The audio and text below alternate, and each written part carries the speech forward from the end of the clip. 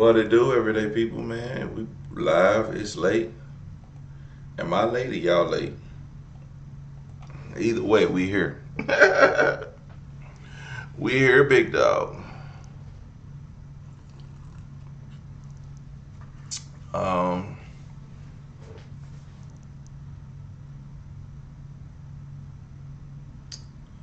we about to get into this. We got a good live video for y'all, man. I appreciate everybody stepping in here.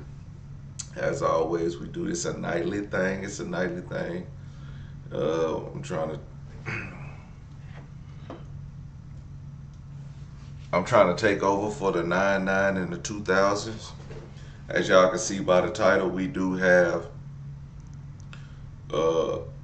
coming up the Trump government shutdown.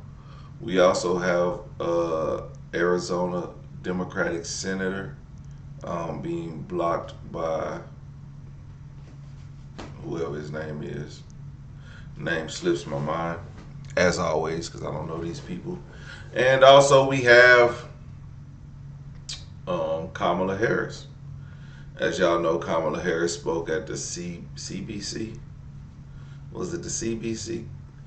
Something, the Black Caucus. She spoke at the Black Caucus yesterday. She received an award. And we're going to get into that speech and everything else that has to do with politics. Again, these are real issues. I will be giving y'all a real reaction along with a little bit of truth and a little bit of satire. Because I don't want to lose my life or my dignity over some stuff that I said on this channel. Okay, I just want to come on here and have a good time and enjoy all the everyday people, whether you're a Trump supporter or not, whether you are a Democrat or Republican. Over here, freedom of speech matters, but don't get crazy. That's all I'm saying. Be respectful in the chat. Do not curse other people out. If you do curse in the chat, please misspell your curse words. And we're going to keep it lit and keep it funky. Like, this is the channel for the people. And, you know, we are the people. So all the people, everyday people, people who ain't everyday people, but you want to be here every day, you my people. So let's get it, because we doing this nightly, baby. This is the #1 nightly rated political channel in the world, okay? #1. So thank y'all for pulling up. So without further ado, I got everybody in here. I got y'all attention. Let's get to the video. Let's get to the nitty gritty. Uh-oh, MAGA isn't going to like this. Vice President Kamala Harris just tore into Congress and Donald Trump. The United States Congress has equal power to the executive branch in our constitutional government. And your work, then, is more important than ever, especially as your colleagues bend the knee and fail to uphold their constitutional duty.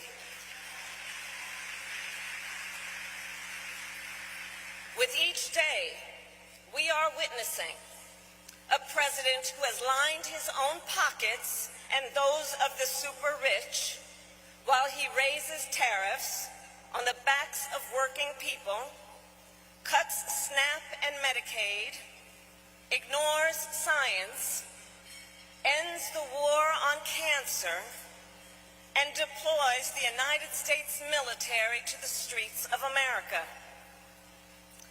And let us be clear, we predicted all that. But CBC, what I did not predict was the capitulation. The universities, law firms, media corporations, the titans of industry who have been so quick to kneel before a tyrant.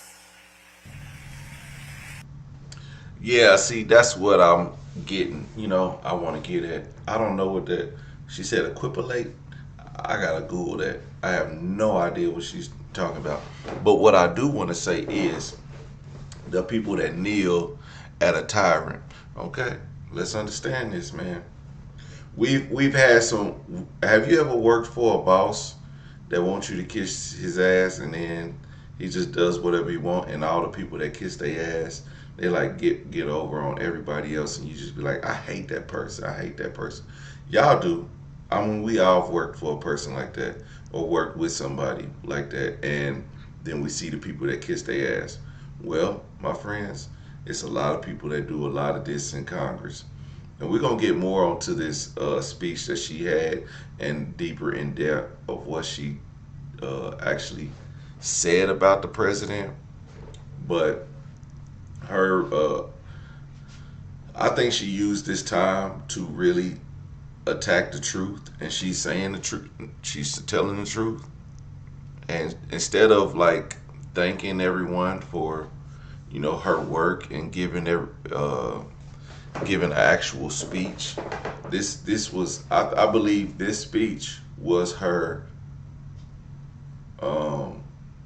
saying that she's running and she's going to do something positive for America that doesn't require you to be a bootlicker. Okay, so don't be a bootlicker.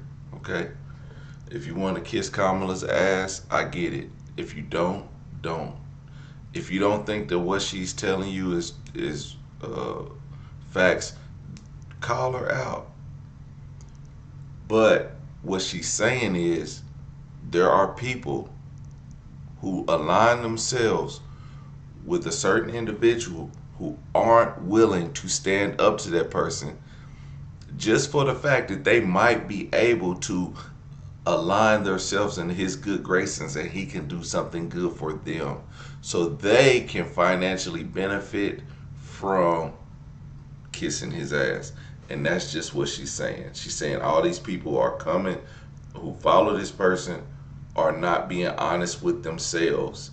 And a lot of these people have moral obligations in their profession to do what's right for the people, and they just turn a blind eye to the craziness. So let's get to the next one. Let me get real serious about Kamala Harris. I'm incredibly disappointed with what I've seen from the standpoint of her promoting this book. Number one, she's saying things that she should have said when she was running for the presidency. She was quiet and deferred to her loyalty and gave Joe Biden much of a bigger voice than she needed to when she was indeed the Democratic nominee. She came across as somewhat leaderless at that particular moment in time, which is something that Trump was pointing out. Then to come out with this book after you lose the election, after you lose the popular vote for the first time for a Democrat since 2004, after you lose every swing state, after young blacks, young Hispanics, all of those numbers dipped in Trump's favor because of you. You come out with a book and you're talking about Governor Josh Shapiro of Pennsylvania, who I interviewed last week. Oh, he was too ambitious. You're looking at Gavin Newsom. You pointed out how he didn't return your calls. You were talking about the tepid response that you got from Michelle and Barack Obama. You talked about Biden and how, it shouldn't have been about egos and all of this stuff. Nobody wants to hear this now. This is the problem. And this is why I believe her political career is over. Listen, I'm not as connected to the political apparatus as you are, but I've had some people come up to me since those quotes from her, the excerpts from her book came out. And they said to me last year, you know what a couple of people said to me? Said, we ain't taking her calls. How do we know that she's not taping them? How do we know she's not taping our phone calls? What are you doing revealing private conversations? Okay? This is the kind of stuff that ends up haunting you. And so like she pointed out, she didn't have as much Democratic support as she would have wanted to begin with. It was all manufactured in the end. Once she was the Democratic nominee, it wasn't about you. It was about people who didn't want Trump to be president. It wasn't about you, and people were enamored with you, and they couldn't wait to go to the polls to vote for you, because if that's the case, you would have made it to Iowa in 2020. You would have been able to endure a primary prior to the election. But you bypassed all of that. They clearly did it purposefully because they didn't want her to have to compete for the Democratic nomination. Nancy Pelosi's on the record saying she thought that the process should have happened. It didn't happen. All of these things that she comes out and she's speaking about now, I think she's doomed. Yeah, man, I'm going to just be honest, man. I don't I don't agree with Stephen A. Smith on this, and he's not about to be my punching bag. Like, you're wrong. Yeah, because you're wrong, brother. You gotta hear from her. You gotta hear some transparency. One thing we don't. Every time Kamala opens her mouth, it's always somebody trying to tell her what she did wrong. Remember back in like 2020 or somewhere around that 2019, she came out and said that she, was in her college dorm room and smoking weed and stuff and listening to Tupac or whatever. She didn't say that. Y'all made that up. She was talking about one subject and another subject, but everybody had to hone in on Kamala Harris. Like, he said a couple of things that she shouldn't have came out with this book after the fact. No, she was actually writing a book within the time frame. So all this stuff is her actual emotions. And if y'all can't handle it, then don't can do it. If y'all can't handle what, man, this is no different than anybody else putting a book talking about, oh, I think she may be recording. Anybody can record your conversation. Actually, if you open up your iPhone, it has a thing that says record the conversation, so anybody can record a conversation. Don't say nothing don't say anything that you are afraid to say out in public over the phone. If you're gonna say something, say it to their face. But everybody's so scared. I think what Kamala is doing is showing transparency, and she's calling some people out. She's calling out Joe Biden. No, Joe Biden didn't leave her in a good position. What was she supposed to do, Stephen A. Smith, with such little time? He said she didn't want to step up and take on the responsibility. She did, and she had no choice. What was she supposed to do? Not take the nomination? Come on, man. Anybody left in that situation would be, scrambling, trying to get something going. And one thing I do believe that Kamala messed up at is she went to all of the, and it's not her fault because one, she had 107 days to put this plan together. She went to the basics, Oprah's, the CNNs, the MSNBCs, just the mainstream media. Trump had the time to go hit Flagrant. He went to all these small podcasts. Well, they're not small; they're big podcasts. But he went to all these different podcasts. He had time to talk, and you got to see the real him. Kamala had been reached out to by a lot of these same podcasts. She didn't take that time, but also she didn't have the same amount of time that Joe Biden, because Joe Biden took up most of that time running for 9 months and then gave her, 90 days left, 107 to be exact. No, she didn't have more time. She was running for Joe Biden. Joe Biden was running. She's his running mate. She was not taking over. I think y'all need to understand that. Like, how can she how can she campaign for herself and campaign for Joe Biden at the same time? That makes absolutely no sense. See, y'all just be talking. Y'all want to blame Kamala so bad. Oh, she's Asian, or she's black when she wants to be black. But she locks up black people. She was a freaking DA. She locked up everybody. What do you expect? Some of y'all just don't want. Just say y'all hate black women. Just say y'all hate Asian women. Just say y'all do. Just say y'all hate Kamala Harris. Stop being phony. But when she come out and be transparent, then y'all like, oh, she shouldn't have did that. Nah, she doing the same thing y'all do. If you can do what she can do, what's the point? This is a transparent world. Everybody's on social media. Everybody with thumbs can voice their opinion. But when she do it, now all of a sudden, oh, we need to stand back. She shouldn't do this. She's going to ruin a lot of relationships that she has. F y'all relationships. Trump don't care about your relationships. So she need to give that same energy. She need to give the same energy that Trump give. Cause forget your friends. Did Trump come back with his same VP? Nope. They wouldn't. Trump wasn't even at the end of his term and he didn't like his VP and he put it out there. What are we talking about? Do y'all remember that? Y'all forgot about that? Where they was trying to take him out on January 6th, the vice president of the United States? Come on, man. She's not black, by the way. What are we talking about? If a parent is of melanated tone from a place where black people, like if her parents are black, she's black. What are you talking about? Does she have Asian in her? Some Indian from India? Yeah, she's that. People from India be like, oh, she's only Indian when it suits her. No, she's an Indian all the time, but she's an American first. That's just her nationality is from that. Her nationality is from Jamaica, which is black. What are we talking about? Do y'all even listen to the stuff that y'all be saying? Do y'all be listening to that? Y'all just be talking. I know I just be talking, but at least I'm honest when I just be talking. Y'all be just talking and lying. Lying. Just lying to yourself, lying to your kids. You just lying. I bet you. Y'all probably lied on y'all job application. I've been a foreman for 13 jobs.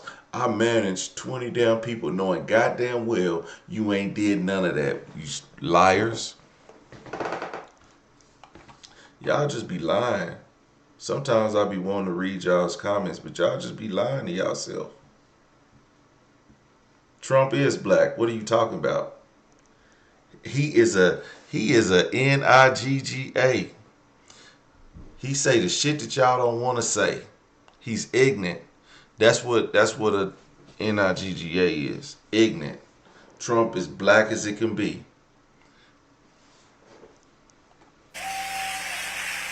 Stood with a belief in the promise of America.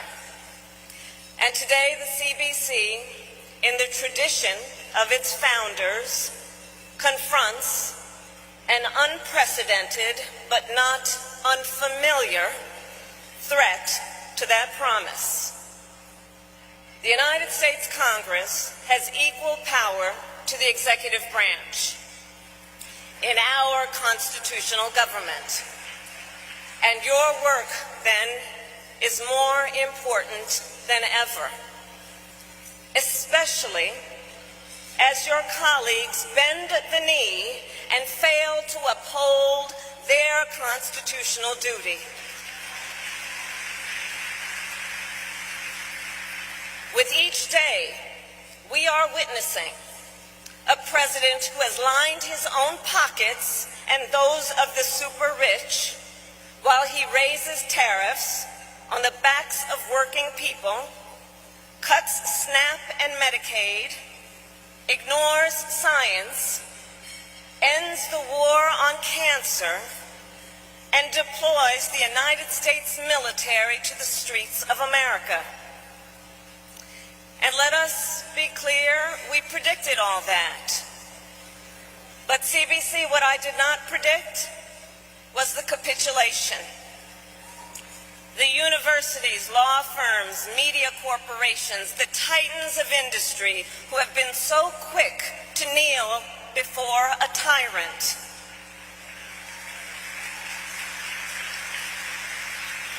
But I'll tell you who refuses to capitulate: the people.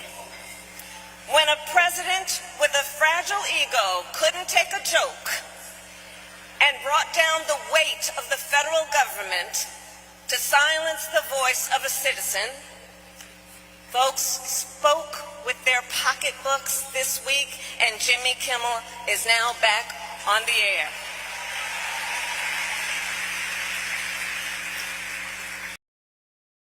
Jimmy still ain't funny, but I'm glad he back on the air. And when Dr. Jamal Bryant president issued a call to speak with your pocketbooks, the power of the people was also demonstrated.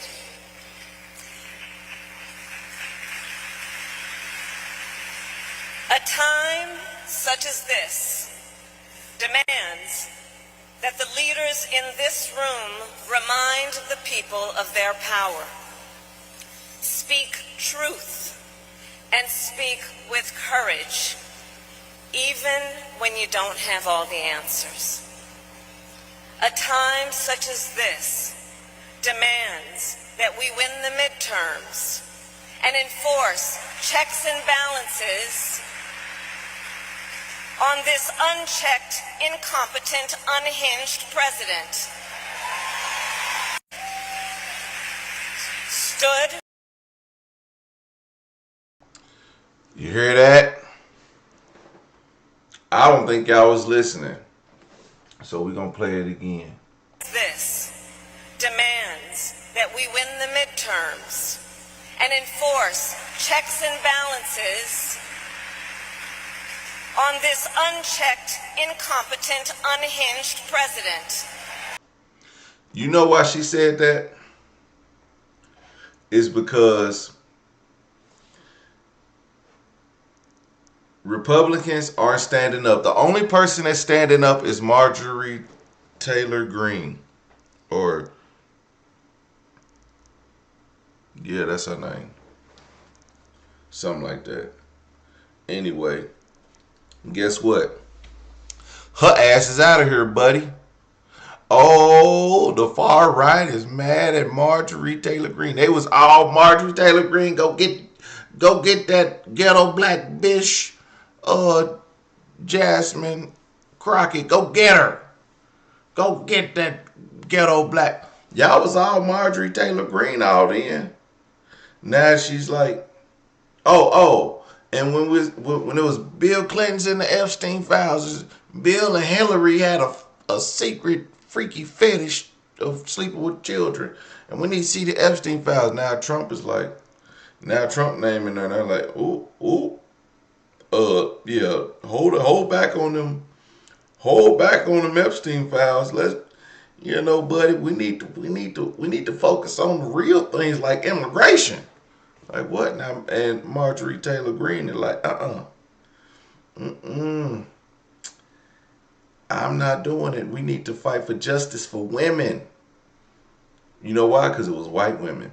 But that's neither here nor there. But fight for women. So Marjorie Taylor Greene, she owned it. Guess what? Republicans finna get her ass up out of here. They finna get her up out her seat. Because y'all don't like somebody to stand up to y'all good old boy. But she is. And that's what Kamala's saying. We need to, not we, because I'm not doing it. But Democrats need to win the House. But the fact is, y'all got to get out and vote. Not only that, but y'all got to show some backbone. Democrats have to be tough. You got to be real in these streets. You can't be sitting back, doing the bare minimum and thinking that, oh, just because you're Democrat, we're going to vote for you. No, if you're not the toughest person to stand up to all the buffoonery that we see in Congress and that we see on the Hill, then we're not voting for you. And that's a fact. I'm not voting for no person who's going to come in there and be like, oh, I just want to, make sure that there's even playing fields. And hell no, I need you to cuss somebody out. Your first day of going out and trying to get our votes, I want you to cuss one of these other congressmen out in Oklahoma. If you're in Oklahoma and you see this and you running for any congressional seat, if you want to take, what's that man's name? I said it the other day. But anyway, if you want to take that man's seat, damn, it just came to my head left. But just cuss his ass out. Call him a pre-steroid carrot top.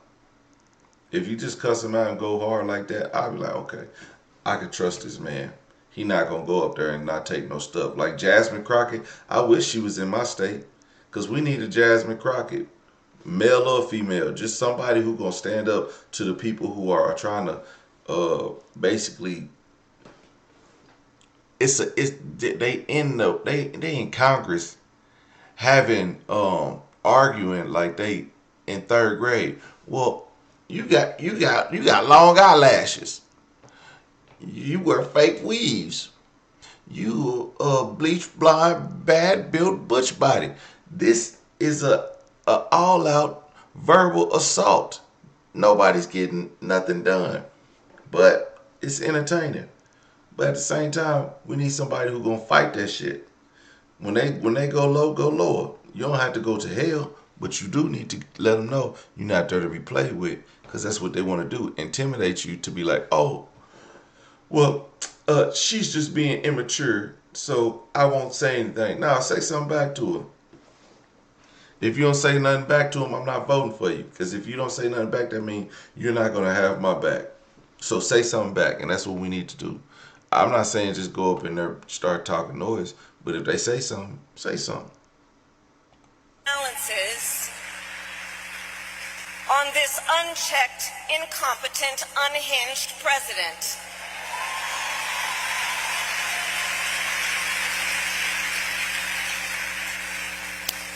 Yesterday, I had the joy of visiting students at my alma mater, Howard University. You know. And while I was there, I remembered when I was their age, I got to Howard when I was 17. When I was their age, Ronald Reagan was president. And the extreme right wing was hatching the long-term agenda that is being swiftly implemented today, enhanced today by propaganda and misinformation. And recall, they played the long game, working for decades to take over state houses, gerrymander districts, stack the Supreme Court, and create the radical blueprint currently being used by this administration. As I have written, the current president is their vehicle, but the road was paved over decades by a hot and pungent brew. Ronald Reagan's celebrity, the belligerent discourse of Newt Gingrich, and the nativism of Pat Buchanan. CBC, we have some deep work to do. At first, I would offer we must prioritize immediacy. Focus on the immediate issues that people face, like the rising cost of groceries, housing, and child care. Second, we cannot allow them to gaslight us by suggesting that the powerless and not the powerful are responsible for our predicament. And finally, please let's get over the savior complex, which suggests one individual can save us. Come on. Because Democrats, we have so many stars. We have so many stars, and many of them are in this room right now. You are the leaders who are up for the fight. You are leaders who have courage. You are leaders who speak truth. Leaders who know that at a time such as this, it demands one thing for sure.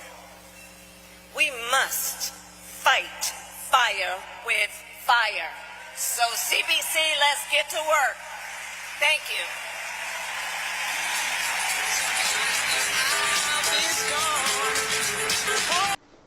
Now, while y'all watch her walk off stage with that great speech, and look, her teleprompter didn't break. You know why? Cause she got the right people doing the job, and you're not blaming somebody who and not sitting there while there's a whole slew of great individuals in a in a room together to celebrate or do whatever you're trying to do, you're not sitting there wasting time on nonsense like a broken elevator. Okay? Like a messed up teleprompter. Okay? She putting in that work. And she telling y'all it's great people in the Democratic Party. And wow, look, there's some good and some bad. And the ones who are mostly outspoken, Nancy Pelosi, Chuck Schumer, Jasmine Crockett, ALC, the most outspoken are the ones who get talked about the most, the ones that get condemned the most, and they still fight fire with fire. Okay, it's what Kamala Harris was saying. Okay, that's what I've been telling y'all. Stop letting these people get on national TV and degrade y'all, and tell them about themselves.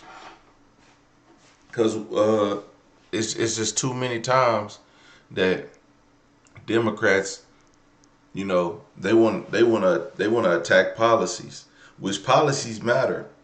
Policies matter. Policies matter.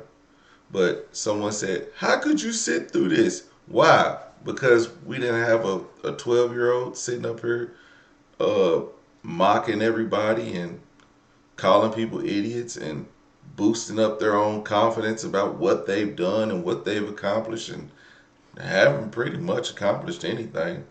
But one thing is great. I'm going to tell you one thing is great. One thing that is great is that we're still Americans. We are still Americans, okay? Whether you like it or not. That's the greatest thing that anybody could continue to have. But guess what? When all of us Americans have to go to the store and spend $8 on eggs, or when Netflix raise their prices every year from 15 to 19 every month. Proud to be an American, or at least I know I'm free. Or when, what else used to be cheap? Shit, everything. But actually, I was actually surprised that when I went to the gas station the other day and regular unleaded fuel was like $2.21, I was like, fill that bitch up. Fill it up. Or I said, fill it up. I ain't lying. When I drive my Jeep, that mug take premium, bro. I was like, man, put 20 in that thing right there. But my truck, regular unleaded, fill it up. $2.21, fill that bitch up. I was kind of happy for that. Proud to be an American, you know what I'm saying? Where at least we go steal our oil, okay? More oil for us. But at the end of the day, Kamala, she just out here trying to tell everyone that Democrats have a fighting chance. And you know what? This is what Republicans were doing.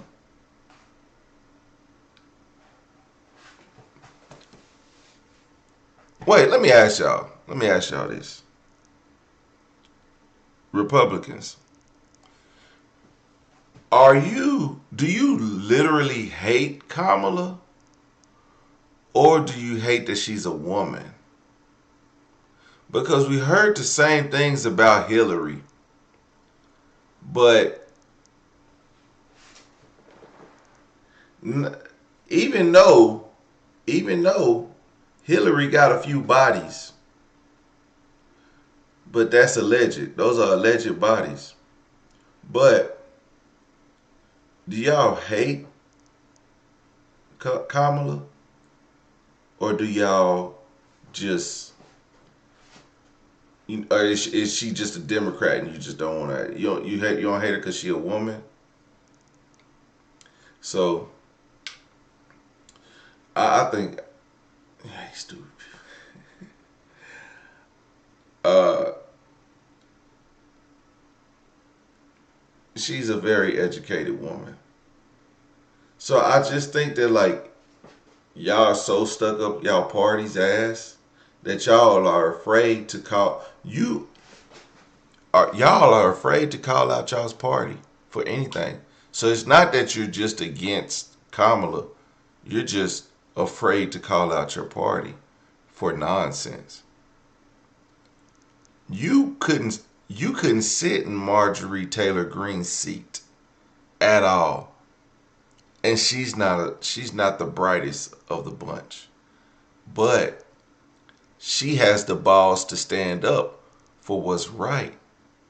I don't think some of y'all got the balls to stand up for what's right. Y'all, if given the chance to work with the president and he did some foul stuff in front of you, I am almost convinced that most of you would turn the other cheek and look the other way. If I seen Joe Biden, Kamala Harris, Obama do some foul stuff, I would not support it. Like I said, Joe Biden left Kamala with 107 days to go out and campaign to be the next president. I didn't like it. And I'm gonna tell Joe, I'm gonna tell Jill, I'm gonna tell they damn kids. Was it a Hunter? And I ain't scared of Hunter, crackhead or not.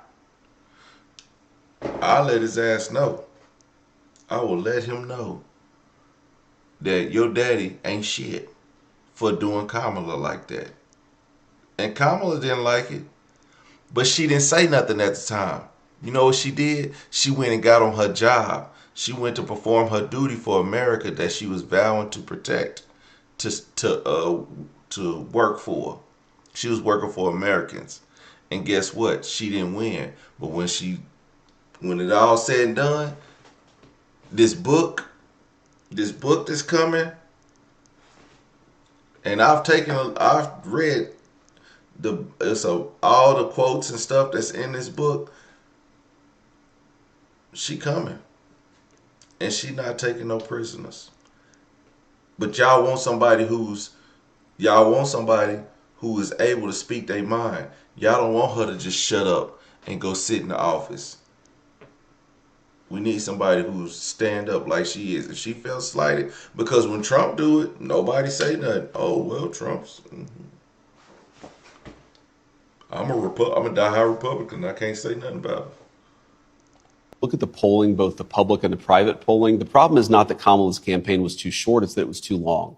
That when people actually listened to what she had to say, her polling went down and down and down. I think that if we had a 150-day campaign, we probably would have had 3 additional Republican senators, and Donald Trump would have won by an even bigger landslide, because the more people know about Kamala Harris, the more they realize there's no substance there. I mean, agree or disagree with Barack Obama or Bill Clinton, they actually had substance. They could actually articulate a viewpoint. I listened to Kamala Harris for 90 seconds, and I actually feel like I've gotten dumber in the process, and I have no idea what she actually believes. That's the problem with Kamala Harris, and it's going to continue to be her problem unless she actually learns how to develop a viewpoint, articulate it for the American people. Just say what you actually believe. Don't do this word salad, talking around in circles. It doesn't work, and it's why she didn't win. Yo, that's crazy. So y'all really think that that's why she didn't win? No, that has not. If he said, if I listen to Kamala Harris for 90 seconds, I feel like I got dumber in the process.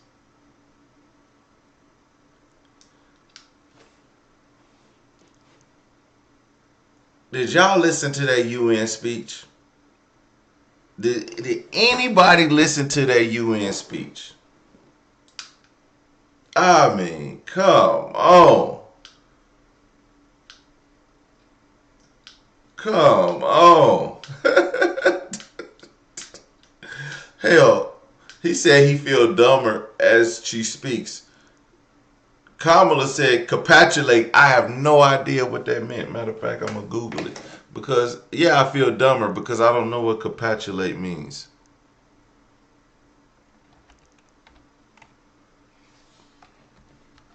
It says actions of surrendering or ceasing to resist an opponent or demand. Now I'm smarter. Now I'm smarter. So what is he talking about? Now I'm capitulating his whole interview because it makes no sense. That's a word salad. He's just up here talking to be talking. I feel like I got dumber in the process. No, that's actually because you were dumb prior to the process even beginning. Because that's just how it is. Like, and if you sit up here and listen to somebody, man, just go back and listen to the UN speech. Just go back and listen to it and tell me if you slightly just felt like, man.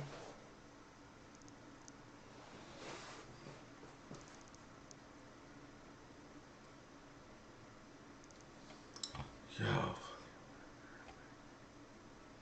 You say in the book really bluntly that your personal first choice for your running mate would have been Pete Buttigieg, and you praise him effusively.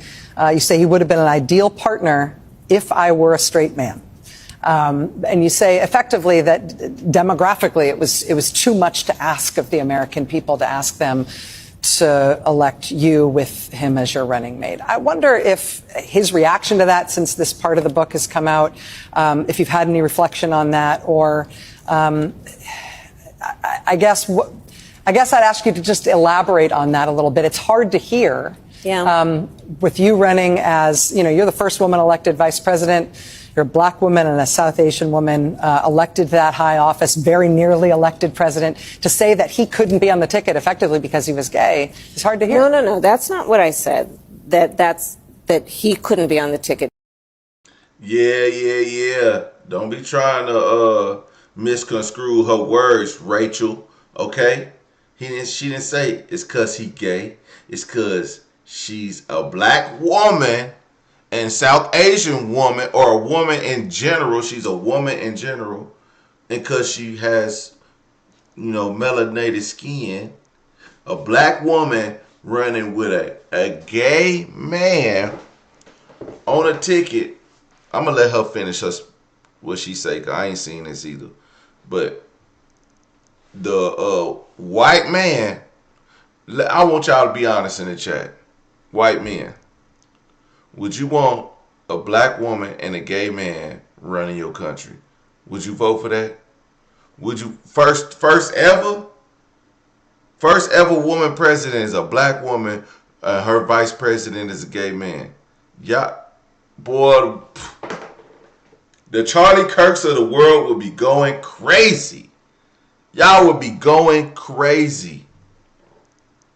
Absolutely insane if that was to ever happen. Because he is gay. My point, as I write in the book, is that I was clear that in 107 days, in one of the most hotly contested elections for President of the United States, against someone like Donald Trump who knows no floor, to be a black woman running for President of the United States and as a vice presidential running mate, a gay man, with the stakes being so high, it made me very sad, but I also realized it would be a real risk.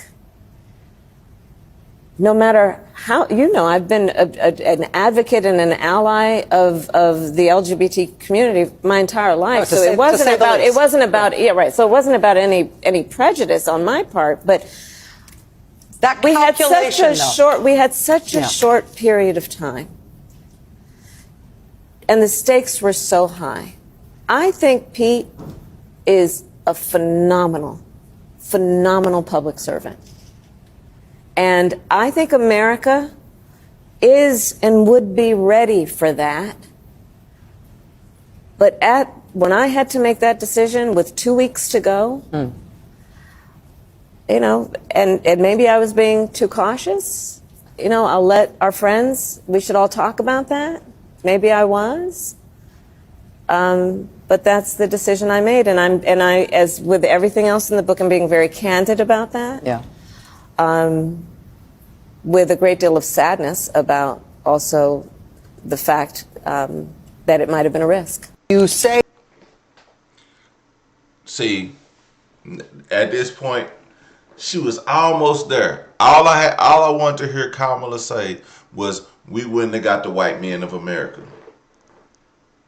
The male fragility of white men would have seen a black woman and a gay man running for office. She would have not got one white male vote. The Charlie Kirks of the world. She wouldn't have gotten not a single one. Even the ones who are just unsure that like they like Donald Trump and everything, or they don't like Donald Trump, but they are a Republican. They're like, you know, I'm a Republican. I like the Republican Party, but I'm not particular about Donald Trump. But then if you facing him with a black woman and a gay man, he like, all right, look, that's what she should have said. Like, don't beat around the bush.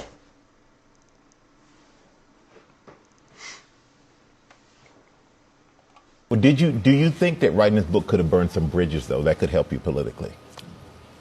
No, and that's not my intention, and I hope not. You know, if you're talking about the chatter about who I talk about, we have nothing but stars as far as I'm concerned in the party, and I talk glowingly about who they are and what they are contributing. And frankly, I think that part of the problem that we have right now in terms of the punditry is to suggest that we are waiting for a Messiah and the Savior and the saving message, instead of seeing that we actually have a lot of stars who are doing very good work, pushing back, but also talking about what we stand for. And I think it's time that we also recognize that that is counterproductive, to keep saying who is the one, instead of seeing in front of us how rich we are in terms of talent. And let's support that. Well, Reading some of the newspapers, sometimes they get things wrong, but if they got it right, the Senate leader said that he has no interest in engaging in that kind of discussion or debate before putting the bill on the floor for a vote tomorrow. Madam President, may I ask one last question of the Senator?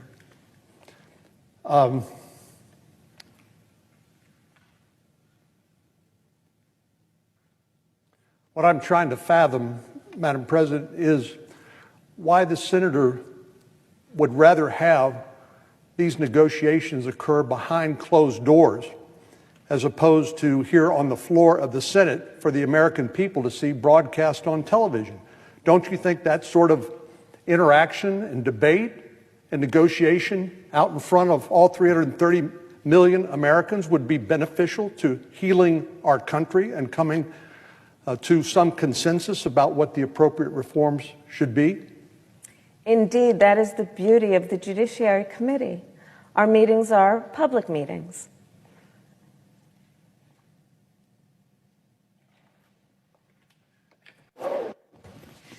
I will now conclude my remarks by saying that if that wasn't the longest 10 seconds of Senator Cornyn's life, I don't know what was. Now, what's happening here is that Republican John Cornyn is trying to troll Kamala Harris for not supporting the Senate's watered-down policing reform legislation called the Justice Act by reminding her that her own sponsored legislation, the anti-lynching bill, was included. Now, clearly, Republicans included this legislation so they could do exactly this. So they could say, oh, Democrats aren't even supporting their own bill. Here's the thing. You can't stick a carrot into a garbage bill and expect that that'll do the trick. You're not going to trick Kamala Harris into supporting it because they made one tiny concession. And second, if Republicans actually cared about the anti-lynching legislation that they're using as a prop to advance their own bill, it would be law right now. But it's not, because Republican Rand Paul blocked its unanimous passage. And that should tell you everything you need to know about the GOP's commitment to making lynching a federal crime. Now, Republicans are trying to frame this whole thing as the Democrats not being willing to advance police reform legislation. And that's because the Senate legislation, drafted by Republicans, is inadequate. There is no change to qualified immunity protections, which shields police officers from accountability for misconduct, which is at the heart of the protest, nor does it establish a federal ban on chokeholds, again, which is at the heart of these protests. So it's not that Democrats aren't taking police reform seriously, it's that the bill put forward by Republicans doesn't take police reform seriously. And it's not worth it to debate a bill on police reform that doesn't actually accomplish police reform. Republicans are banking on this idea that all they had to do was throw some half-baked piece of legislation together without actually including any meaningful reforms. They're banking on the idea that the American people are stupid and won't actually bother learning what's in the bill, and that we're all just blindly going to cheer on Republicans. Yep. Now, I'm not saying y'all stupid, but your Republican Party thinks you are. So they actually think that we gonna vote for something that's half-assed. Come on, man. Y'all already see this as we're going through this time and time again. They're proposing a bill, and they're putting something in there like, oh, you can have this little crumb here, but you got to give us this. You got to give us this, and we'll put what you want in there. But what they want to put in there is actually detrimental to society. Consistently, Republicans, y'all are tearing down this country brick by brick by brick. Y'all dumbing us down. Every time I listen to y'all for 90 seconds, I feel I get a little dumber. Y'all don't really go into Congress looking for solutions. Y'all go in there looking for a fight. Name one time you've seen a Republican go into Congress with something that helps America, all of America. Remember, it was just a few weeks back.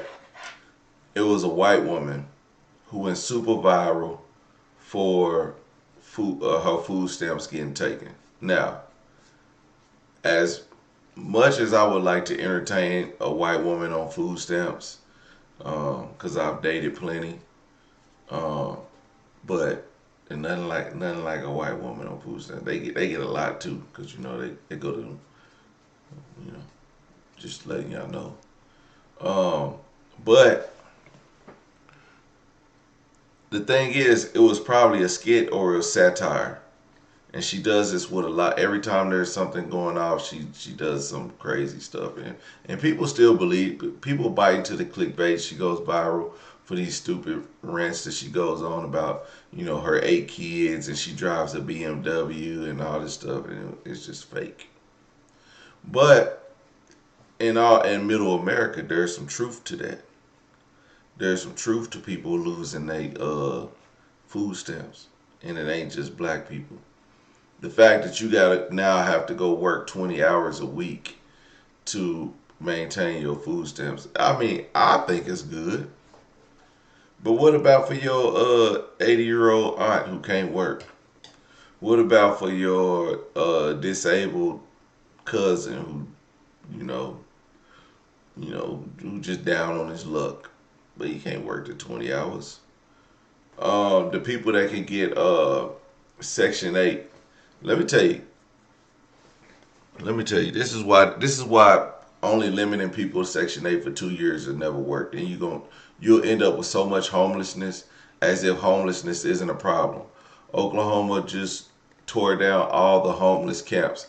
Now the homeless are just spread all through Oklahoma City. But what I want to tell you is, unless you start giving people free or more grants to education, those people on Section 8 food stamps, they won't get an upper hand in life. They won't find a better job. And most people, a lot of them have learning disabilities or just regular disabilities, health issues where they can't work. So, or if they were to be able to get a job, if they had the mental capacity to further their education to do something, what could they do? It's hard enough for a person with a degree to get a job that where somebody say, "Oh, you're overqualified. You should be going for something bigger than this." So even though people are starting to leave off their educational background off of their resumes just so they can get a job. So you telling me somebody who's been on food stamps and somebody who's using Section 8 is so willing to take on this new life of going to school with kids who we y'all taking away the child care program or lowering it. So you telling me these people are gonna go to work in a day for 20 hours, get an education, leave their kids with who God knows who, and then the outcome of there'll be a pull you up by the bootstraps type of American? I think not. I don't think so. So, but it's going through. Just going through, man. We losing it. I think that maybe it has to do with the fact that I am the 218th signer to push for a vote on the release of the Epstein files. And, I don't know. So there's a lot of questions. I plan on going to Washington on Monday to caucus with other Democrats. Leader Jeffries has asked us to be there, and so I am going. I think that maybe it has to do with the fact that I am. Why is the Speaker of the House blocking a woman who just won her election in a landslide from even taking her seat? Because the very first thing she'd do is force Mike Johnson to deal with the Epstein files. Adelita Grijalva just crushed her opponent in Arizona. Nearly 70% of voters said, she's our representative, no dispute, no recount, no controversy. But Mike Johnson is refusing to swear her in. He's hiding behind paperwork and procedure. But that's not what this is about. What this really is about is the discharge petition to release the Epstein files. It's currently sitting at 217 signatures. Adelita would be number 218, the magic number that forces a vote on the floor. And Johnson knows it. That's why he's stalling. But here's where his scheme collapses. Nothing is going to bury the Epstein story. Not Trump sending troops into Portland, not a looming government shutdown, not the daily circus of this Congress and administration. People want those records. They want to know who Epstein was connected to, who protected him, and who's still hiding in the shadows. That demand is not fading.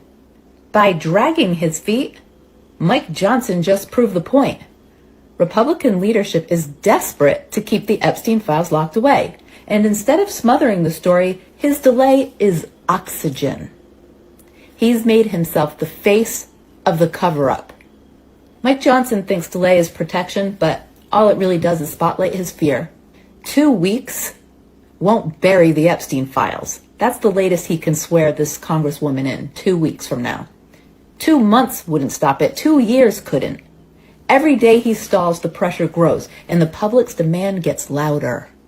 Because this isn't about one member of Congress or one petition. It's about whether the most powerful people in this country can keep the truth locked away forever. And the answer to that question is no. Johnson just told us that he's willing to trample democracy to try. That's not leadership, that's cowardice and immorality. The people of Arizona will get their representative. The 218th signature will come. And when it does, Mike Johnson won't be remembered for stopping it. He'll be remembered for exposing just how desperate the powerful are to hide the truth and how impossible it is to stop it. The truth always outlasts the people who try to bury it.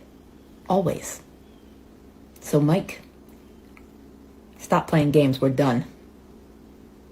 Swear her in. Get the vote done. Release the files. We're not asking anymore. We have some news that no one is talking about. Speaker Mike Johnson is actively delaying the swearing in of Congresswoman-elect Adelita Grijalva from Arizona's 7th Congressional District. Why? To prevent Democrats and Republicans from getting the 218 signatures needed on the discharge petition to demand the vote on the Epstein files release. Grijalva is the 218th signatory.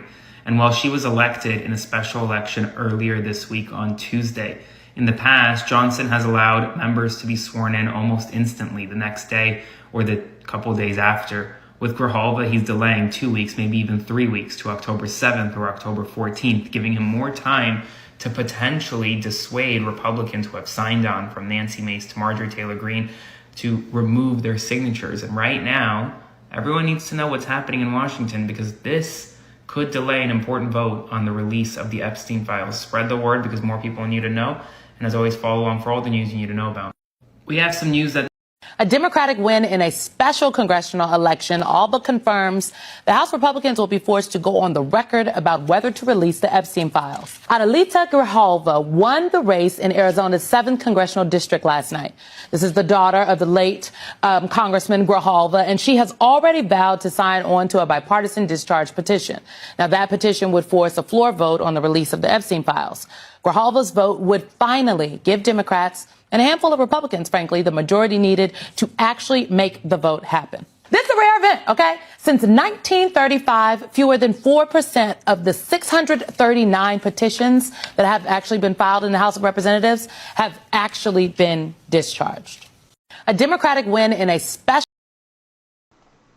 Y'all don't really want them Epstein files. I mean, if you're a Republican, do you want the Epstein files to be released? Think about it like this, because I see this a lot. I see a lot of people say, release the files, but then when it comes down to releasing files, you're like, we can wait till next week. We don't have to do it now. But regardless of who's on the list, would y'all rather ignore the list just in case you don't see your the person who you voted for on there? Or would y'all ignore it? Or would y'all be like, you know what? I think everybody on that list needs to be held accountable. I don't think that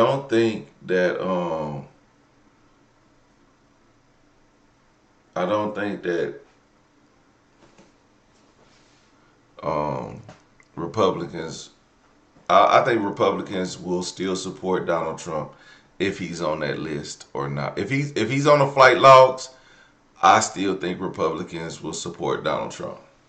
If I see Bill Clinton on those flight logs, I'm never talking about him again. If I see, who do I like? If I see Tupac on damn Epstein files or flight log, guess what? I don't like Tupac. Okay? I'm not supporting anybody who engaged in pedophilia. Now, I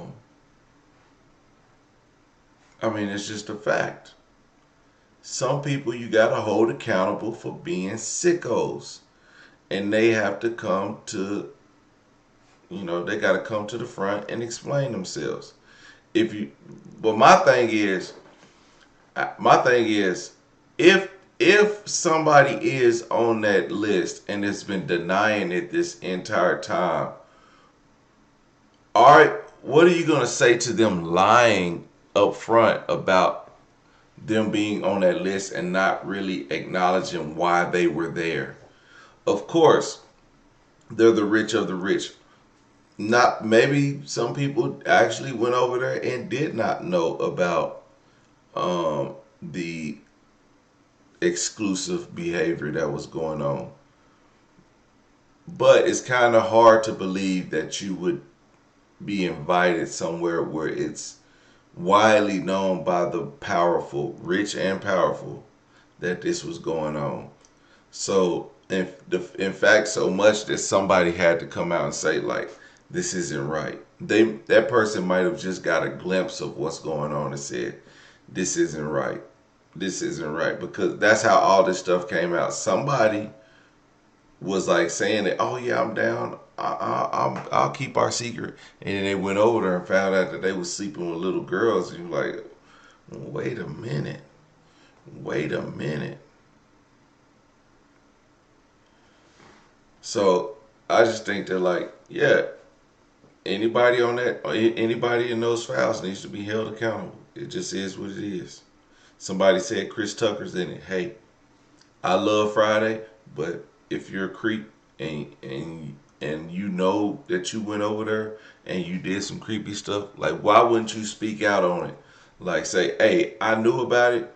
When I found out about it, I had to get away from it. Like, be honest. That's the thing. Nobody's being honest about if they were on that log because they understand the scrutiny that they would get. So just be honest with it. President Andrew haven't said nothing. His name came up. Elon Musk hasn't responded to it. His name came up. Fact of the matter is, in 20 days, people going to forget about it. Because y'all attention span is so short. But we need to see that list. That's just a fact. Do you have confidence that this is actually a real negotiation that is going to happen at the White House later today? Oh, I have no idea. Well, going into it, let's review what the president has said. What we're talking about is meeting the health care needs of the American people, little babies, moms with breast cancer, dads with a stroke, and all of that. The president has said, I hear what they're saying. It's all unserious and ridiculous. In fact, I've listened to their shit, and I tell them to go f themselves. So that's the. I can't believe I use that word. My kids. Okay, Nancy, that's what I'm talking about. Shit, she old enough. She old to see now. Sometimes y'all act like I ain't never heard y'all grandma cuss, and she be on some. Like, I'm gonna tell y'all what, my great grandma was she's full blown Native American, Creek Indian, Creek Native American, Creek Indian. Man, I tell you what, we didn't know she hated white folks until we put her in that nursing home, and she was losing it. Whoo! But so it was so bad we had to put her in a black nursing home, 'cause. Yeah. So Nancy Pelosi that way. So, say a cuss word a few times if you want to. Go ahead. We believe you, Nancy. You old enough to get a pass. Will be shocked. My grandchildren will be further shocked. I'm just quoting the President of the United States. And so I think the leverage springs not from any shared values with him, if that's what he thinks healthcare is about. And yourself. But that it is something that they're hearing from constituents, that they do not want to see the health care costs go up if the Affordable Care Act subsidies are not extended. Donald Trump, get back to Washington, D.C. Why are you at a golf event right now and the government is 4 days away from closing? That's outrageous. And it speaks to the fact that these people, these extremists, they could care less about the health, the safety, and the economic well-being of the American people. They could care less. They're on vacation right now. I'm here in Washington, D.C., ready, willing, and able to sit down with any of them, anytime, any place. We were ready to go to the White House and have this discussion in front of the American people. Donald Trump backed out. Are you worried about American workers suffering with the government shutdown? And do you have plans for coming? Well, we're going to see, but the radical left Democrats want to shut it down. I mean, it's up to them. We have a great economy going. Donald Trump. Radical left Democrats is some of that political stuff Ted Cruz was talking about. Okay, and what this guy is saying, look, man, I don't care if Trump goes to another golf match. I mean, Obama golfed all the time, like almost every day of his presidency. Like, so it's crazy that somebody would call out Donald Trump for going to watch a golf tournament as if he don't golf every day. Like, this is the presidential life. He's the president. He can do what he wants. Like, what are we really talking about? At least we not seeing him actually golf. You know what I'm saying? He can go enjoy a golf tournament. Remember, Obama, he golfed eight years straight, if I can recall. You know what I'm saying? What are we talking about? Anyway, that is something that we haven't seen Trump do much of, is golf. Why could that be? Okay, maybe maybe he had back surgery or something and he can't, get that swing in. Did y'all see how stiff he was going up them stairs? He said when it stopped to go, it was actually going like half a mile per hour, like half a mile per hour. And he said, when it stopped, I almost fell over. Why would you fall over, sir, if you're in great health? I don't know. It's something about that. Do y'all know we haven't seen President Trump golf?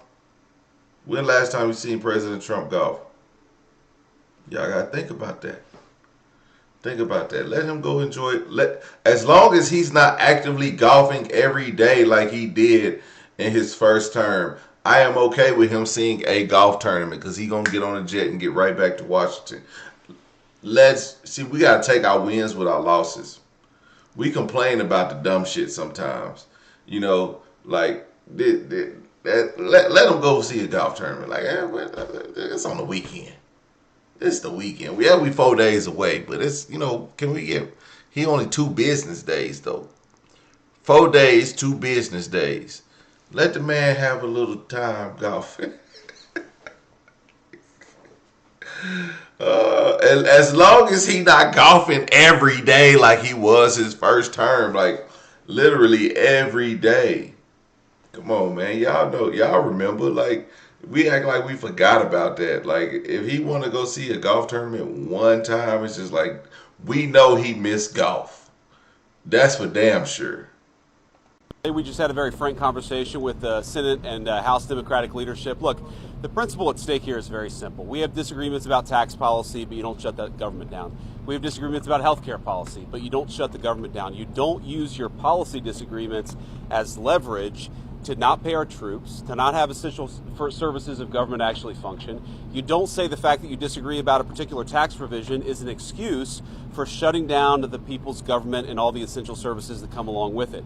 If you look at what Chuck Schumer has said in the past consistently, it's whatever our disagreements are, let's negotiate with them. Let's talk about them. Let's figure out a bipartisan solution, but you don't shut the government down. In other words, you don't put a gun to the American people's head and say, unless you do exactly what Senate and House Democrats want you to do, we're going to shut down your government. That's exactly what they're proposing out there. Now, we have to remember, they're very frustrated. They say that they're very frustrated about the fact that this negotiation has not taken place until today. But if you look at the original thing they did with this negotiation, it was a $1.5 trillion spending package, basically saying to the American people, we want to give massive amounts of money, hundreds of billions of dollars to illegal aliens for their health care while Americans are struggling to pay their health care bills. That was their initial foray into this negotiation. We thought it was absurd. We told them it was absurd, and now they come in here saying that if you don't give us everything that we want, we're going to shut down the government. We think that's preposterous. We think it's totally unacceptable, and we think the American people are going to suffer because these guys won't do the right thing. Now, I want to make one final point here. You will hear a lot from Senate Democrats, from House Democrats about the fact that American health care policy is broken. Well, we know that American health care policy is broken. We've been trying to fix it for the 8 months that we've been in office, but every single thing that they accuse about being broken about American health care is policy the Democrats have supported for the past decade. So if they want to talk about how to fix American health care policy, let's do it. The Speaker would love to do it. The Senate Majority Leader would love to do it. Let's work on it together, but let's do it in the context of an open government that's providing essential services to the American people. That's all that we're proposing to do, and the fact that they refuse to do that shows how unreasonable their position is. I think we're headed to a shutdown because the Democrats won't do the right thing. I hope they change their mind, but we're going to see. I'll let the specific.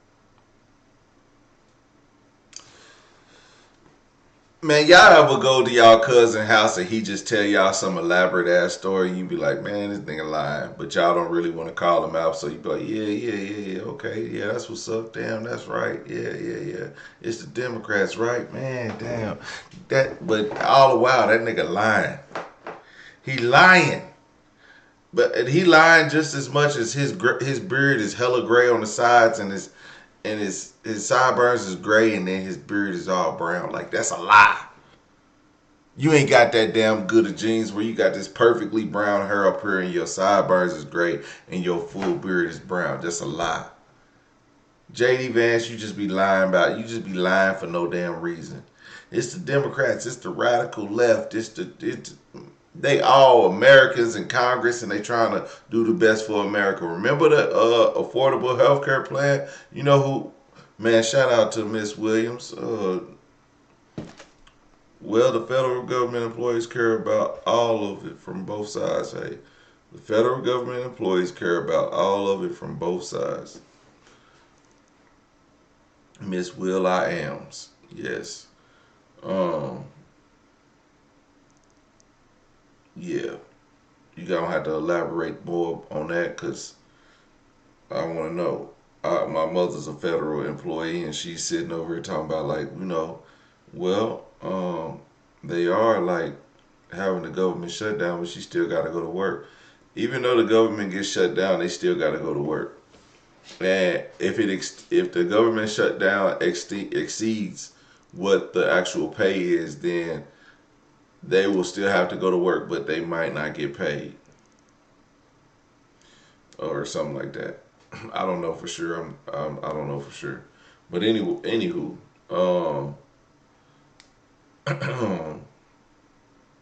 he says it's the radical left. It's the Democrats.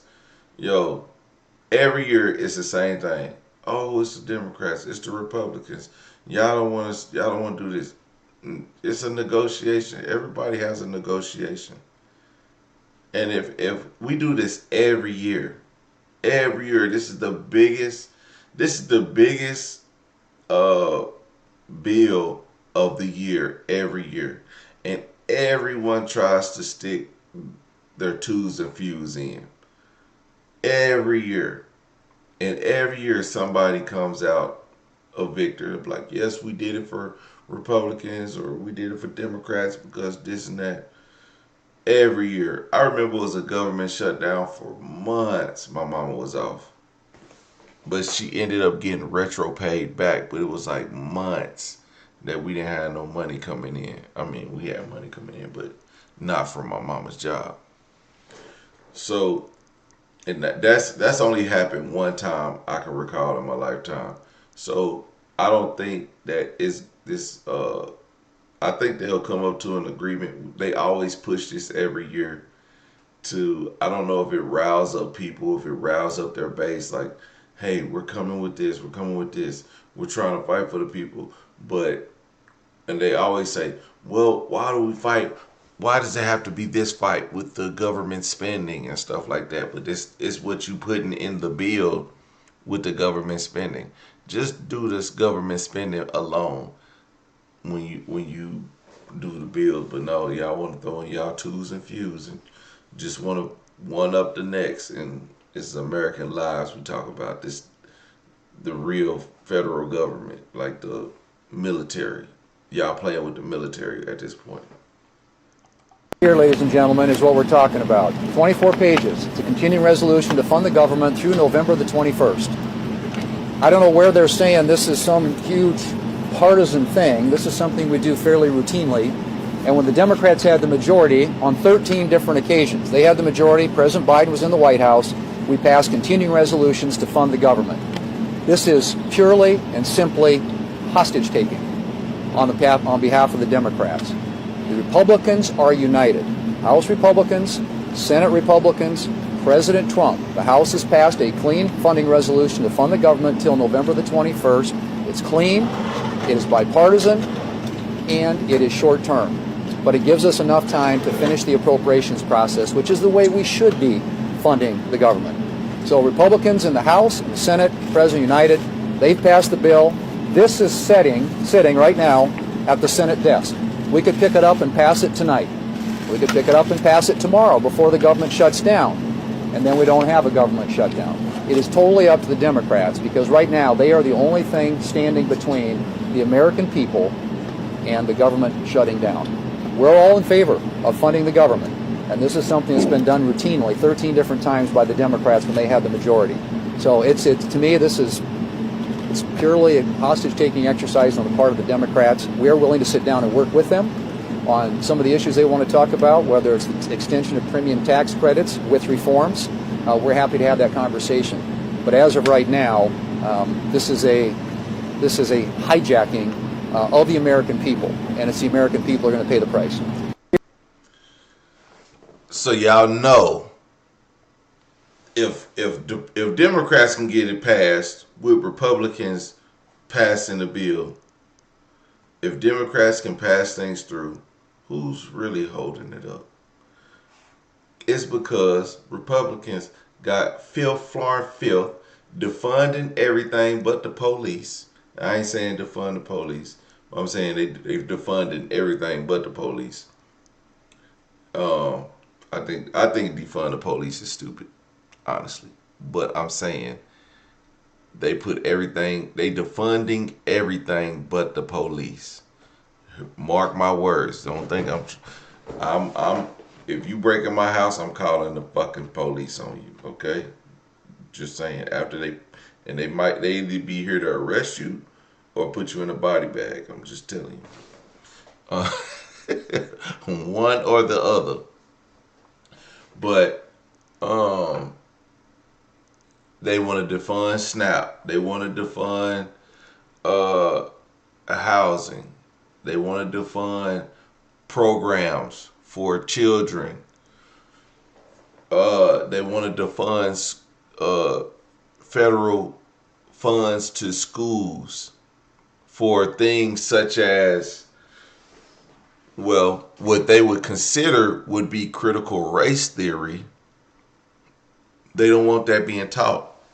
So if it's anything similar to it, they want to defund it so y'all don't get all that federal funding to put that crap in schools. Cause we don't want no critical race theory. But they're defunding everything. And Democrats are like, no. Okay, let me tell you this. You know why I'm a Democrat? It ain't because I'm black. That I know that would be the obvious answer, but that's not it. But things that Democrats fight for are things that have put me through school, put me through college, sent me to summer camps. Now, I ain't get federal funding to go to summer camps. I'm not saying that. But there are people who give to the less fortunate. And I'm not saying everybody is less fortunate, but there are people that are. And a lot of people need to be looked after. Just based on certain social status. I seen somebody early in the chat say, this is about the haves and the have-nots. That's exactly what this bill is about. The haves and the have-nots. So the reason they're not signing it is because the haves will have more and the have-nots will have less, and you will see more have-nots end up and I don't have it at all. There's going to be more and more if this bill passes the way it is. And they put it in the government spending bill because you know you have to spend on the government. So this bill has to get paid. This bill has to get passed. So if this bill don't get passed, then we have a government shutdown. So what you do, you put all your eggs in this basket. You put all your eggs in this basket. And that's what they fighting for. What do I think about democratic socialists like? I like Bernie. I like AOC. I'm not too familiar with Ma'am Domi, but let me look at Ma'am Domi. I'm gonna have to read more on Ma'am Domi, but I'm gonna just tell you this. Now, AOC is kind of radical. Whatever, I don't care. But she fights for what she believes in. And because she fights for what she believes in, there are a lot of people that benefit from her fight. Okay? Just imagine if you were a displaced person for whatever reason. And you got into a situation that was, too much for you to handle alone. You had to have somebody advocate for you. And they sent you somebody who, let's say you in jail. You in jail and you can't afford a lawyer. And whether you did the crime or not, you have to get a lawyer. So, and you don't have any money. So you have to get a court-appointed attorney. So, and mind you, you still gonna pay the court-appointed attorney. It's gonna be on your fees after you either win the case or lose the case. You still gonna have court fees. But if you're innocent or whatever, the fact that you have to have a court-appointed lawyer, and then they send you Better Call Saul, and you like, bruh, could I not get no better representation for this? Well, AOC is not Better Call Saul. If you want somebody like Better Call Saul, those are those quiet Democrats that's in Congress right now who won't speak up. They just shutting up. They just getting by. Bernie won't shut up. He won't let you just get by. And that is what Democrats need. People who won't shut up. Because you have to have somebody who's going to fight for you. Why would you want a court-appointed attorney who's not going to fight for you? That sounds so dumb. That's what's going to make you... The court-appointed lawyer, they don't get paid as much. They just want to get in, get out, and get on with their business. But if you do get a court-appointed attorney, you're just like, man, this person don't even care about me. Really? They don't want to fight for me at all. Well, AOC is your court-appointed attorney. Would you want somebody who's going to fight for you? Yes. She was appointed by the people. And she's fighting for the people who voted her in.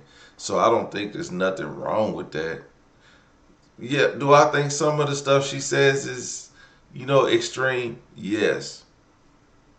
But do I think some of the stuff that Trump says is extreme? Absolutely. But sometimes it's necessary. I guess y'all don't think that. Y'all don't think extremism is necessary. But let's not get off course, because I'm not saying be extreme and ignorant. I'm saying being calculated with your responses. Don't be extreme and ignorant. I mean, like, if you gonna fight for something, like, you gotta be willing to die for it. And AOC and Bernie are willing to die for their people and their beliefs. Trump not. He not going. He not going. We met with the president for the first time since all of these issues started, even though we have requested repeated meetings with Leader Thune, Speaker Johnson, and the president. We have very large differences on health care and on their ability to undo whatever budget we agree to through rescissions and through impoundment, as well as pocket rescissions. And I think for the first time, the president heard our objections and heard why we needed a bipartisan bill. Their bill has not one iota of Democratic input. That is never how we've done this before. When I was leader, we negotiated 4 times with Republicans, and we never had a shutdown. And so it's up to the Republicans whether they want to shut down or not. We've made to the president some proposals. Our Republican leaders will have to talk to them about them, but ultimately he's the decision maker. And if he will accept some of the things we asked, which we think the American people are for, on health care and on rescissions, he can avoid a shutdown. But there are still large differences between us. It was a frank and direct discussion with the President of the United States and Republican leaders, but significant and meaningful differences remain. Democrats are fighting to protect the health care of the American people, and we are not going to support a partisan Republican spending bill that continues to gut the health care of everyday Americans. Period. Full stop. There's a Republican-caused healthcare crisis that is causing hospitals and nursing homes and community-based health clinics all across the country, in rural America, urban America, small-town America, the heartland of America, and black and brown communities throughout this country. And that crisis is happening right now. And that's why we believe there is urgency to both keeping the government open, reaching a bipartisan spending agreement that actually meets the needs of the American people in terms of their health, their safety, their economic well-being and quality of life, while also addressing the dangerous Republican healthcare crisis. We met with the... So y'all just heard 2 different sides of the coin. Republicans saying Democrats are holding it back. They said it's... Republicans said this is a bipartisan bill. Democrats are saying this is not a bipartisan bill. We don't have anything in it. This is a Republican bill. This is a partisan bill. It's like Spider-Man looking ass. It's you. It's you. We don't know. I gotta read into this bill. Man, I think I'm gonna have to. I think on my lunch break, I'm going to just bust down this bill and see if I can make some sense of it, because if it's even public information, it probably ain't even public information. Because if it was, then we as Americans would be able to see and be like, and we should be able to decide if, hey, this don't fit our policy, this don't fit our lifestyle, this is not what we should do as Americans. But if healthcare is one thing, I'm gonna tell you what. I haven't paid more to a hospital bill in, I think in 2011 or 2012. I went to the hospital after I got into a car accident. And after I got paid for that car accident, they shut it off. And I started a job where I got paid insurance. Where I got paid and they gave me insurance. And I had to wait like 90 days to get insurance. But I had a medical emergency that I had to go to the emergency room. And boy, that $3,000 bill, ooh-wee. I ended up paying it one day. I ended up paying that whole bill. I paid it off. But I'm gonna tell you what, crazy, right?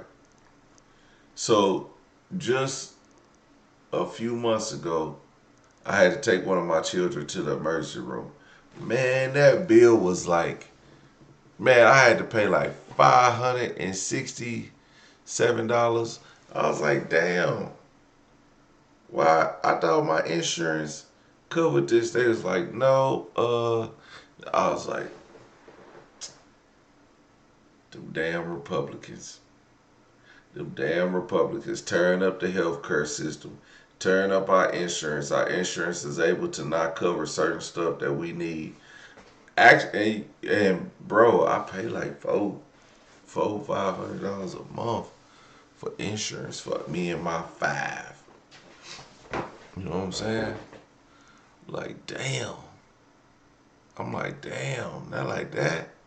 I'm like, damn, I need dual insurance. Boy, but yeah, healthcare is crazy these days. Like next time you go to the doctor, you better hope. That's why I was like, I would have went to, I would have took my kid to the urgent care, but the urgent care was was closed. I only have like I think I got a $50 deductible at urgent care, but when you actually go to the hospital, I have $1,000 deductible, and so since I haven't reached that $1,000, then I had to pay the rest. So that's where that 500 and some came from. I was like, damn, that's crazy, yo. But that's the healthcare system that we in, and my health insurance sucked for real. Like I wish I had my last job's insurance, cause I ain't that bad. This shit suck. Who's going to bear the brunt of the responsibility if indeed there is a shutdown of our government? Well, if you say who gets fired, it always has to be the top. I mean, problems start from the top, and they have to get solved from the top, and the president's the leader, and he's got to get everybody in a room, and he's got to lead. You know, the interesting thing is in 25 years and 50 years and 100 years from now, when the government is, you know, they talk about the government shutdown, they're going to be talking about the president of the United States. Who was the president at that time? Mm-hmm. They're not going to be talking who the head of the House was, the head of the Senate, who's running things in Washington. So I really think the pressure is on the president. Who's going to bear the brunt of the responsibility if indeed there is a This was approximately 38 seconds. Did y'all feel a little dumber? But that's neither here nor there. The president will be to blame for this spending bill. Absolutely. Abso-freaking-lutely. Because you know what? As a Republican, they're going to blame you. Because your Republicans couldn't get it done. The Democrats got it done. When the Democrats were in office, they got it done. What does that tell y'all? If the Democrats was in office and they got it done, that means the Republicans are being sneaky and they're holding something out. They're putting something in this bill that they don't want, that we can't agree on. And that's the truth. Democrats got it done. Can the Republicans? They want to blame the radical left. Maybe the Democrats is doing it. I haven't even thought of it that way. Maybe the Democrats is doing it. I don't even know half of them. So tomorrow, we're going to definitely do a deep dive into who these Democrats is holding up this spending bill. One thing I think we can agree on is we shouldn't shut down the government over a dispute. And you want to shut it down. You keep talking about it. The last time, Chuck, you shut it down. No. And then you opened it up very quickly. And 20 times. I don't want to do what you did. 20 times Chuck, you have called for, I will shut down the government if I don't get my wool. None of us have said it. You want to know something? You've said it. Okay, you want to put that on my... You've said it. I'll take it. Okay, good. You know what I'll say? Yes. If we don't get what we want, one way or the other, whether it's through you, through a military, through anything you want to call, I will shut down the government. Okay, absolutely. fair enough. And I am proud, and I'll tell you what, disagree. I am proud to shut down the government for border security, Chuck, because the people of this country don't want criminals and people that have lots of problems and drugs pouring into our country. So I will take the... I don't think it's border security that's shutting down. I do not think for 1 second that in that bill, border security is shutting the government down. That's not what they're fighting over. It's something more in that bill. I will be the one to shut it down. I'm not going to blame you for it. The last time you shut it down, it didn't work. I will take the mantle of shutting down. And I'm going to shut it down for border But we security. believe you shouldn't shut it down. Thank you very much. One thing. Oh, no. See, he hit y'all with one of those talking points. Border security. I will shut it down if we don't get border security. I'm not fighting for border. I want border security. I don't want drugs and a bunch of other stuff coming into my community. It's a fact. Listen, if people are openly coming to our country and we have an open door policy for immigrants, we don't know who's coming to our country. This is a fact. Now, do we want hardworking immigrants? Yes. But if you let them in and if you just randomly let anybody in without vetting them, without checking them, without knowing who they are, from where they from, what if? It's the what if factor. And I don't want to place that immigrants are bad, but it's just because we got bad Americans all across the board. Especially these ones. I think today, the domestic terrorists took a day off. Like, finally, like, y'all had a rough 2 days. Like, Saturday and Sunday was rough for the domestic terrorists. Like, they was out there, wasn't they? But what I'm saying is, it's more in there in this bill. It's not about border security. It's not about border security. It's about health care. It's about the SNAP benefits. It's about housing. It's about federal funding for like community action. What you would say is like people that actually help their communities based on the federal funding that they have, like YMCA's and what's them places for women, battered women's shelters shutting down. Don't y'all think y'all need them? Mental health facilities that receive a lot of federal funding, these things are being defunded. But it's about border security. It's about border security. Our Robert Costa spoke this morning to President Trump. Bob, top leaders, both parties, both sides of the Capitol are coming to the White House.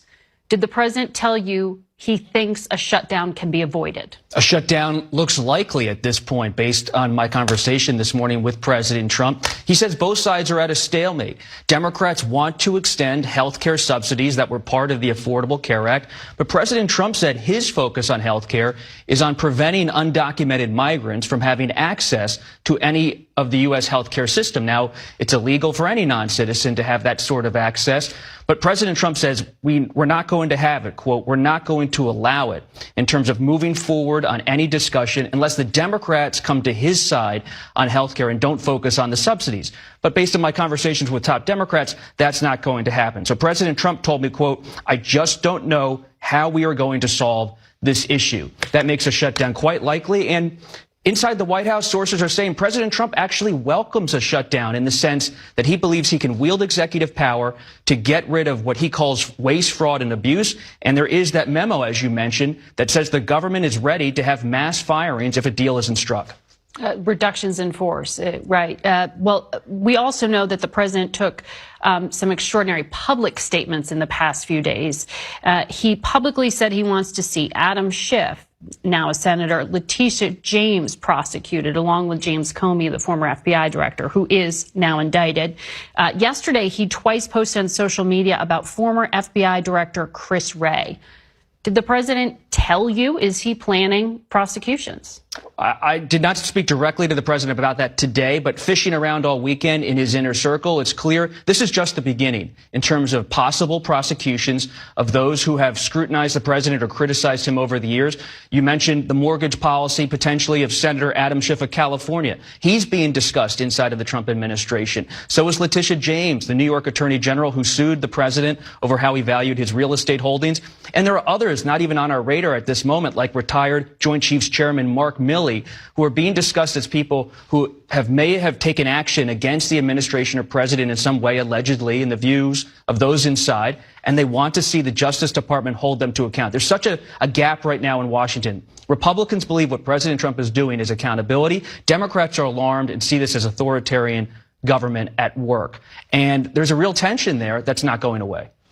No, and a justice system that has to deal with evidence and facts. And we're going to talk about all of this ahead with some of our guests. Robert Costa, thank you very much. Mr. President, furloughs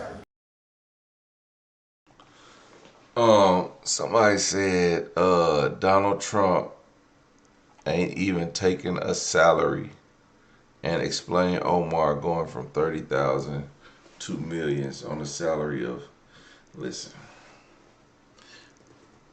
President Obama didn't take a salary either. Like, how is that even news? President Obama didn't take a salary. He donated it. Like,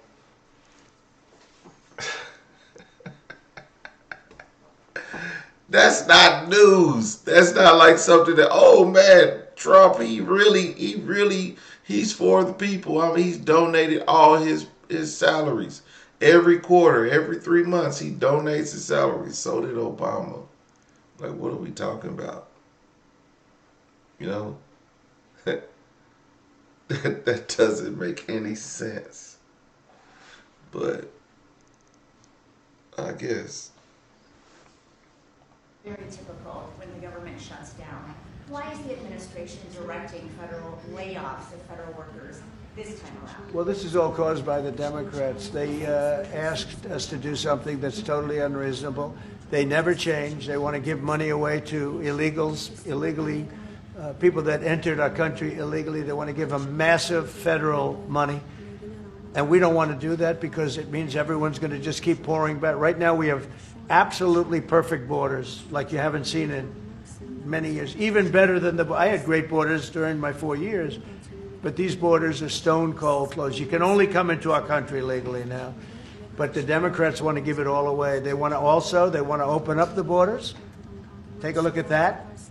Big thing. They want to open borders again. After what we're going through now, getting rid of prisoners, getting rid of all of these people dropped out from mental institutions, drug dealers, drug addicts, everything.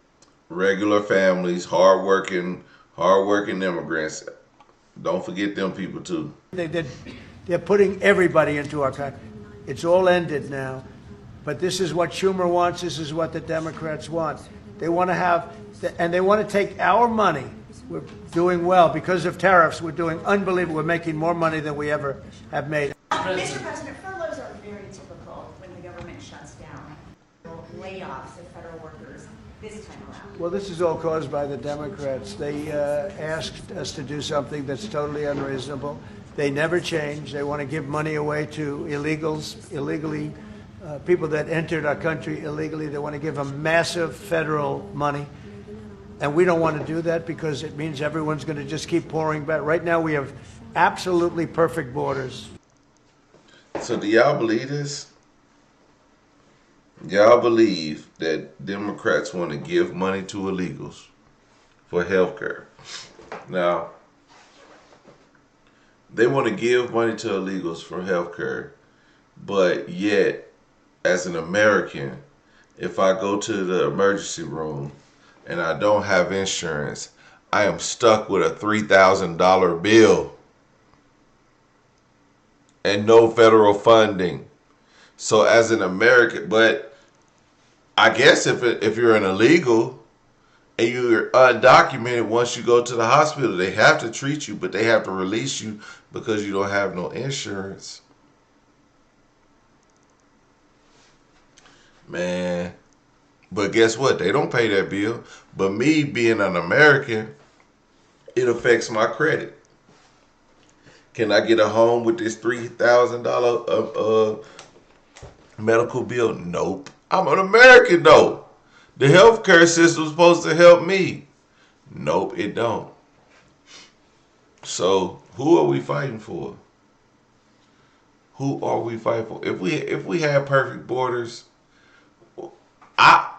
I got a cousin in jail right now for selling fentanyl to somebody and they overdose. Mind you, my cousin's a fucking idiot. He doesn't even know what fentanyl is, how to make it, how it got in the drug or whatever. But you telling me this goddamn idiot knows that it's fentanyl in there and he's the cause of it, and you know, I mean, he not an idiot, but I'm just saying, he ain't making no goddamn pills. How they getting over here? How's it getting in the drugs? He ain't doing it. But the shit is getting in the country. Have y'all ever seen a fentanyl mill? I've seen plenty of marijuana grow fields and stuff like that, but where they getting this fentanyl from? Maybe check the doctors. Are the doctors writing out scripts that they not supposed to? It's not. But y'all keep believing it's crap. If it has to shut down, it'll have to shut down. Today, a high-stakes meeting at the White House as the clock ticks down to a government shutdown, now less than 48 hours away. For the first time ever, President Trump meeting with the top 4 congressional leaders, but neither side indicating they're willing to budge. We're heading into the meeting to have a good faith negotiation about landing the plane in a way that avoids a government shutdown but does not continue the Republican assault on the health care of the American people. At the center of the issue, health care. Democrats want Republicans to roll back cuts made earlier this year to programs like Medicaid. But Republicans defending the cuts, saying, our message and what we want out of this is very simple. The president wants to keep the government open. He wants to keep the government funded. There is zero good reason for Democrats to vote against this clean, continuing resolution. Republicans control every branch of government, but they do need some Democrats in order to pass this bill. It all comes as Trump continues to try to end the war in Gaza. Israeli Prime Minister Benjamin Netanyahu at the White House today. President Trump, are you confident, sir, there'll be peace in Gaza anytime soon? The White House now releasing a 20-point plan to end the war in Gaza. It includes the redevelopment of that area, as well as the release of all hostages, which would trigger more aid being let into the region. Trump saying Netanyahu has agreed to those terms. No indication yet if Hamas will too. Man, I was all in until I seen that Netanyahu. Man, all the stuff I seen today about Netanyahu, I don't know whether to believe it or not. Honestly, I ain't finna talk about it, because I seen what happened to Nick Cannon. I seen what happened to Kanye West. I seen what happened to Jimmy Kimmel. Not me. No sirree. You not gonna get me, buddy. You not gonna get me. Y'all not gonna be the boogeyman in my life. But yep. Maybe we will talk about it. Should we talk about it? Let's get a little controversial tomorrow. We're gonna talk about that tomorrow, man. Thank you all for tuning in. But I'm sick of y'all. No, I'm not. I see y'all tomorrow. We definitely gonna turn up again. But as for this live, it's 2 hours. Almost 2 hours. I gotta eat and go to bed. And I gotta edit videos for tomorrow. So make sure y'all check out recaps of the political content that I put out over the last few days. Make sure y'all check that out. Make sure y'all click those buttons. Click that like button. Subscribe. You know, share this out to your friends. Be like, hey, check this out. Look what he got to say. You know what I'm saying? Or invite somebody. Tomorrow is invite your friend to the chat looking ass. We're going to keep it lit, though. And I want y'all to... and we working on something. Working on some merch for y'all. Shout out to my people, Joker TV and Urban Girl Resin. We're going to try something different. We're going to keep something lit. We're going to keep it lit up in this BITCH. All right, thank y'all for watching. Make sure y'all like, comment, and subscribe. Y'all have a good night. Peace.